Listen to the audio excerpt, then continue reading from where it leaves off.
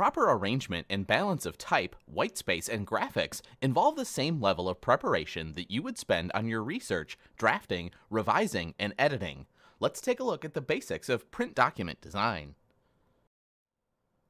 Just as you do research to find information, you have to research and experiment in order to adopt the most effective design for your document. The basic elements of effective document design are page layout, typography or type design, heads and subheads, graphics, and color. Each of your pages needs to coordinate space and text pleasingly. Too much or too little of one or the other can jeopardize the reader's acceptance of your message. To design an effective page layout, pay attention to the following elements. Whitespace. Whitespace or blank space refers to open areas of the page, such as margins and space around images, is free of text, visuals, and other design features. Margins. Use wide margins, usually 1 to 1.5 inches, to frame your document with white space surrounding text and visuals. Line length. Most readers find a text line of 10 to 14 words or 50 to 70 characters, depending on the size you choose, comfortable and pleasing to read. Finally, columns. Document text can be organized in either single column or multi-column formats. The readability of your text is critical. Select a font, therefore, that ensures your text is legible, attractive, functional, and appropriate and complementary. Font size options are almost unlimited. The font size is measured in units called points. There are 72 points to each inch. The larger the point size, the larger the type. Never print your letter or report in 6 or 8 point type, like classified ads in the newspaper, or in a size larger than 12-point font unless you're designing for readers with visual difficulties. Font styles include Roman, boldface, italics, underlining, and small caps. Avoid overusing boldface and italics. Use them only when necessary and not just for decoration.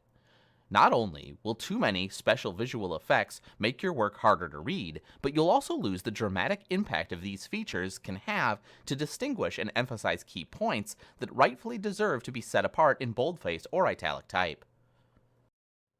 Sometimes referred to as alignment, justification consists of left, right, full, and centered options. Left justification, also called unjustified or ragged right text, is preferred because it allows the space between the words to remain consistent or constant, making the text easier to read. In full justified text, both the left and the right margins are aligned. The word spacing varies from line to line. Left justification gives a document less a formal look than full justification does. Heads or titles and subheads or subtitles are brief descriptive phrases that signal starting points or major divisions in your document. They provide helpful road signs for readers charting their course through a document.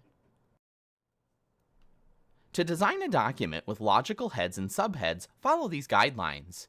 Insert white space between the sections to make room for the head. Leave at least 2 additional spaces above and below the head to set it off from a previous section. Use consistent typeface for headings and subheadings. Be consistent in the way you use each type of head. That is, center each head or align it flush with the left margin. Use larger type sizes for heads and subtitles than your text. Major heads should be larger than subheads. If your text is a 10-point type, the heads may be 16-point type and your subheads could be 12 or 14-point type. To further differentiate heads from subheads, use all capital letters. Initial capital letters, where you capitalize the first letter of each important word, or you boldface, italics, or use different colors. Placing a list of items helps readers divide, organize, and rank information. Lists emphasize important points to make your page easy to read. Lists can also be numbered, lettered, or bulleted.